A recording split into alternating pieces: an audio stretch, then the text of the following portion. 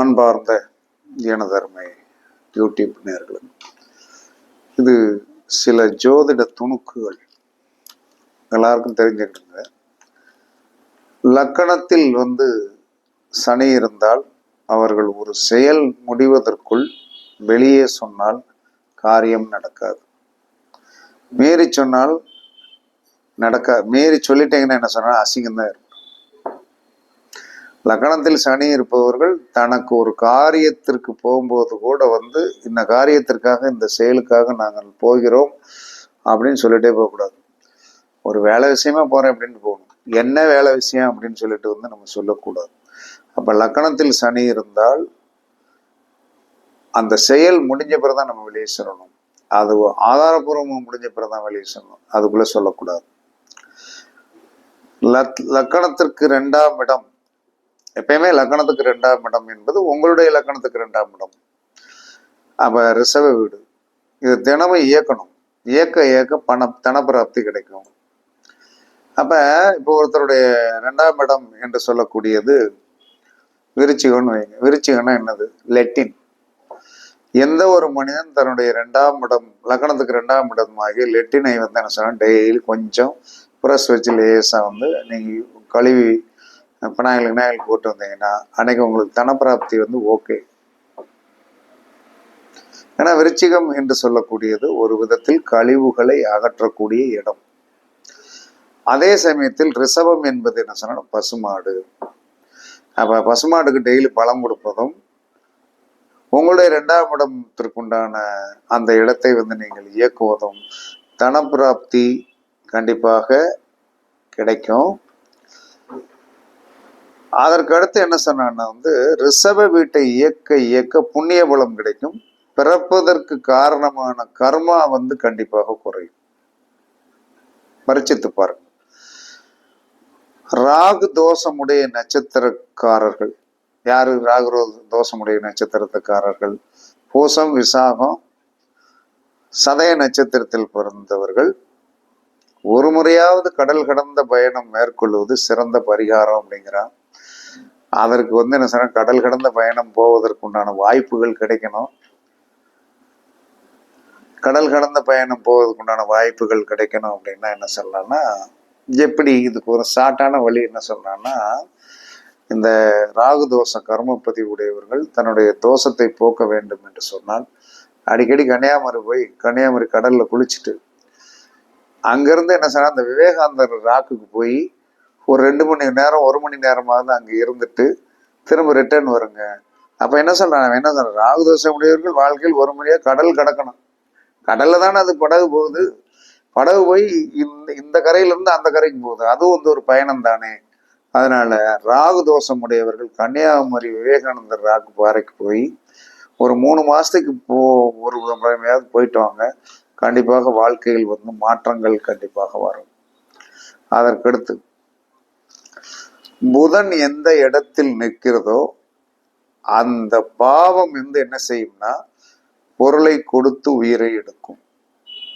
புதன் எந்த பாவத்தில் நிற்கிறதோ பொருளை கொடுத்துரும், உயிரை எடுத்து விடும்.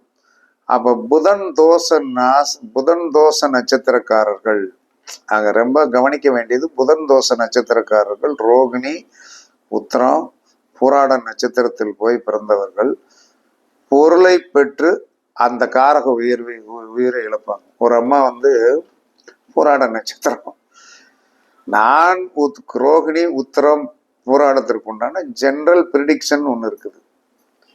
யாரு எனக்கு விரோதமே கிடையாது. நான் யாரு எனக்கு கிடையாது. அந்த அம்மா சொன்னேன் ஜோசியம் பார்க்க, நீங்க இப்படி எல்லாம் பேசுறேன். நான் என்ன பேசுனேன் அப்படின்னா, இப்ப இந்த அம்மாவுக்கே தெரியும் புதன் தோஷமுடைய நட்சத்திரக்கார பெண்ணு ஜோதிடம் பார்த்து 4 பேருக்கு பரிகாரம் பண்ணி அந்த கர்மா காசை வாங்கும் போது என்ன சொல்றான்னா, எதற்காக அந்த கர்மாவுக்கு உண்டான செயலை நீங்கள் செய்து நான் 4 பேருக்கு நல்ல வழிகாட்டுறியோ அந்த கர்மா உன்னை சேர்ந்துடும். அதை முதல்ல புரிஞ்சுக்கிடணும். இறைவன் ஒரு நட்சத்திரத்துல பிறந்திருப்போம். அந்த கர்மாவில் ஒரு பகுதி நம்ம அனுபவிப்போம். ஒருத்தன் அவிட்ட நட்சத்திரத்துல அப்பா அம்மா இருக்காங்க, அந்த பக்கத்துல மாமனார் மாமியார் இருக்காங்க, 29 வயசு தான் ஆகுது. நிறைய சம்பாத்தியம் பண்ணி நல்லா இருக்கான். என்ன பண்றது சொல்லுங்க பாப்போம். அவிட்ட நட்சத்திரத்தில் போய் பிறந்தாலும் சனி தோஷம். அப்ப தொழிலும் நல்லா ஓடுது. அப்ப ஒரு அவிட்ட நட்சத்திரத்துல அப்ப என்ன என்ன அவனுக்கு 30 வயசு தான் ஆகுது. அவனுக்கு எச்சரிக்கை மணிதான் விட்ட. நீ ஒண்ணும் இல்ல, உன்னுடைய ஆயுளை சரி பண்ணி வைத்துக்கொள்ள. ஏன்னா அப்பா அம்மா இருக்காங்க, மாமனார் மாமியார் இருக்காங்க, 29 வயசுக்குள்ள 2 பிள்ளைய பெற்றுட்ட, நல்லா தொழில் நல்லா ஓடுது, சக்சஸா இருக்க. ஆனால் நீ என்ன சொல்ற, கவனமாக இருங்கிற பதட்டம் தான் எனக்கு உருவாச்சு. என்ன காரணம், அவனுடைய மனைவி ஜாதகத்திலும் அவனுடைய 2 குழந்தைகள் ஜாதகத்திலும் சனி சரியில்லை. 5 நிமிஷத்துல அடிச்சு தூக்கிடும். இதெல்லாம் என்ன சொன்னா, ஜோதிடர்கள் கொஞ்சம் பரிணாமத்திற்கு அப்பாற்பட்டு போய் கொஞ்சம் சொல்றதுனால சில விஷயங்களை உங்களுக்கு சொல்றமே தவிர, யாருமே நீங்க என்ன சொன்ன படிங்க, நமக்கு இல்லைன்னா கடவுளுக்கு நன்றி சொல்லுங்க, இருந்துச்சுன்னா சரி பண்றதுக்கும் வழி சொல்லிடுறோம்ல, அதுல சக்சஸ் பண்ணிட்டு போயிட்டே இருக்கு. அப்ப புதன் எந்த இடத்தில் நிற்கிறதோ அந்த பாவகம் பொருளை கொடுத்து உயிரை எடுத்துரும். புதன் தோஷ நட்சத்திரக்காரர்களை பொருளை பெற்று அந்த காரக உயிரை இழந்துருவாங்க. கவனமா இருக்கணும். 12ஆம் அதிபதி மட்டும் ஒரு மனிதனுக்கு விரையாதிபதி அல்ல. ஜென்ம நட்சத்திரம், லக்கணம், லக்கணாதிபதி இவர்கள், ஜென்ம நட்சத்திரம், லக்கணம், லக்கணாதிபதி இவர்கள் திருவாதிரை, சித்திரை, திருவோணம் இந்த நட்சத்திரங்களில் நிற்க அவர்கள் செய்யும் செலவு தேவையற்ற செலவாக இருக்கும். தேவையற்ற செலவாக இருக்கும். ஏன்னா இந்த நட்சத்திரங்கள் சுக்கிரனுடைய தோஷம் உடையது. அப்ப எங்கேயோ ஒரு இடத்துல நம்ம தேவையில்லாம பணம் கொடுத்துக்கிட்டே இருப்போம். அதனால கவனமா இருக்கும். நாம் போன பிறவியில் அலட்சியம் செய்த பாவம் மகரம், கும்பம். அந்த பாவத்தை பெருசா எடுத்திருக்க மாட்டோம். அதுக்கடுத்து சனி இருக்கிற இடம். இப்பிறவில் அந்த பாவகத்தை நாம் உணர்ந்த பிறகு நமக்கு யோகம் வரும். நினைச்சிடுங்க, சனி இருக்கின்ற இடத்துல பத்தி நல்லா உணர்ந்துருங்க, அதுல டீசெண்டா இருங்க, அந்த பாவத்திற்கு நல்லா ஹெல்ப்பா இருங்க. மகரம், கும்பம் எந்த ராசியா வருகிறதோ அதுல என்ன சொல்லலாம், நல்ல இன்புட், அதுக்குண்டான இன்புட் நல்லா கொடுத்துருங்க, கண்டிப்பாக வெற்றிக்கு விடுவீர்கள். அந்த 3ஐயும் உணர்ந்த பிறந்தான் உங்களுக்கு வெற்றி கிடைக்கும். அதுவரை கிடைக்காது. லக்கணம், லக்கணாதிபதி, ஜென்ம நட்சத்திரம்.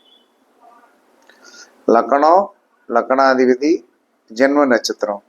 பூசம், விசாகம், சதயம் மற்றும் சுக்கிரதோஷ நட்சத்திரமாகிய சித்திரை, திருவோணம், திருவாதிரையில் நின்றால் அவர்கள் ஏற்றுமதி, இறக்குமதி, வெளிநாட்டு பழங்கள் இறக்குமதி செய்து வியாபாரம் செய்யலாம். இதனால் ராகு, சுக்கிரன் கர்ம பதிவு நீங்கும், தொழில் பரிகாரம் கழியும். ஓகேவா? அதற்கடுத்து மிதுன லக்கணக்காரர்களிடமும் மிதுன ராசிக்காரர்களிடமும் ரகசியம் சொல்லாதீங்க, போட்டு உடைச்சு போடுவாங்க.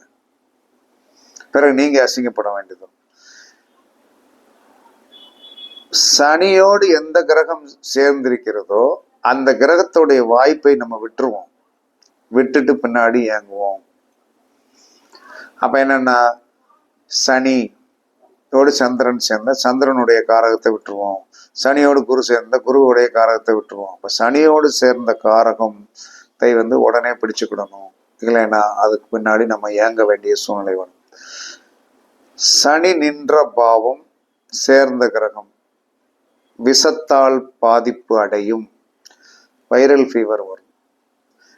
சனி நின்ற பாவம் சேர்ந்த கிரகம் விஷத்தால் பாதிப்பு அடையும், கவனமாக இருக்கணும். குரு நின்ற பாவ உறவுக்கு, குரு எந்த பாவத்தில் நின்று இருக்கிறாரோ அந்த பாவ உறவுக்கு மூச்சு திணறல் கண்டிப்பாக உண்டு, பரிச்சித்துப்பார்கள். விருச்சிகம் எந்த பாவமோ அந்த பாவகம் போன பிறப்பில் நாம் செய்த பாவம், போன பிறப்பில் நாம் செய்த பாவம். அந்த இடத்த கவனமா டீல் பண்ணுங்க. அதனால என்ன சொல்றான்னா, புதன் என்ன சொல்றான்னா, ரோகிணி, உத்திரம், புராடத்தில் உட்கார்ந்து இருக்க ஜோதிடம் படிக்கலாம், சொல்லலாம். உங்களுக்கு அந்த அனுகிரகம்னா முயற்சி செய்து பாருங்கள். இதெல்லாம் ஜோதிடத்தில் வந்து சின்ன சின்ன கருத்துக்கள். இதை பரிச்சித்து பாருங்கள், கண்டிப்பாக உங்களுக்கும் வெற்றி கிடைக்கும் என்று கூறி உங்களிடமிருந்து விடைபெறுவது சிப்பிப்பாறை ஜோதிடர் சாதி ராகவன் ஜெயபாலாஜி. சுகமே சொல்க, சுகமே சொல்க. வாழ்க வளமுடன், வாழ்க வளமுடன். வணக்கம், வணக்கம், வணக்கம்.